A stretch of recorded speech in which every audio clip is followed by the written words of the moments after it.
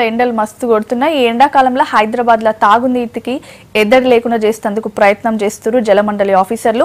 పట్నం శివారు ప్రాంతంలో రిజర్వాయర్లు ఏర్పాటు చేశారు. దీంతో నీళ్లకు తక్లీఫ్ ఉన్న కాలనీలకు మంచి నీళ్లను సప్లై చేస్తారు.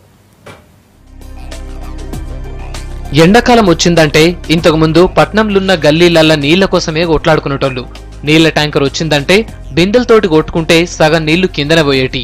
ఇప్పటి సంది ఈ పరిస్థితి ఎక్కడ కనపడదంటూరు జలమండలి ఆఫీసర్లు. నీళ్ల కరువును పోగొట్టేందుకు మంచి ఉపాయం చేసినమంటూరు.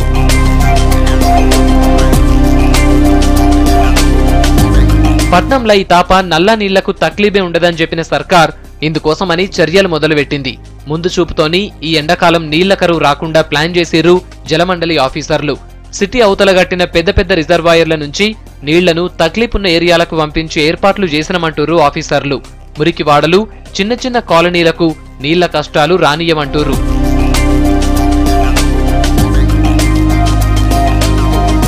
ఇక అర్బన్ మిషన్ భగీరథ స్కీమ్ కింద పట్నంలుండేటోళ్లకు రూపాయికే నల్ల కనెక్షన్ ఇస్తామంటూరు జలమండలి ఆఫీసర్లు.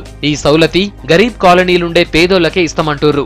నల్లా నీళ్ల కోసం జలమండలిలా దరఖాస్తు పెడితే చాలు నీళ్లిచ్చేటోళ్లే ఇంటికొచ్చి కనెక్షన్ ఇస్తారని చెప్తుర్రు. గిదాన్ మీదనే ఇయాల వాటర్ బోర్డు ఆఫీసుల మీటింగ్ పెట్టిర్రు.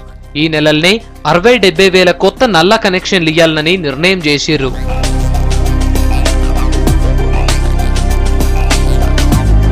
ఇప్పటికే సిటీ అవతల 12 రిజర్వాయర్లల్లా పనులు అయిపోయినాయి.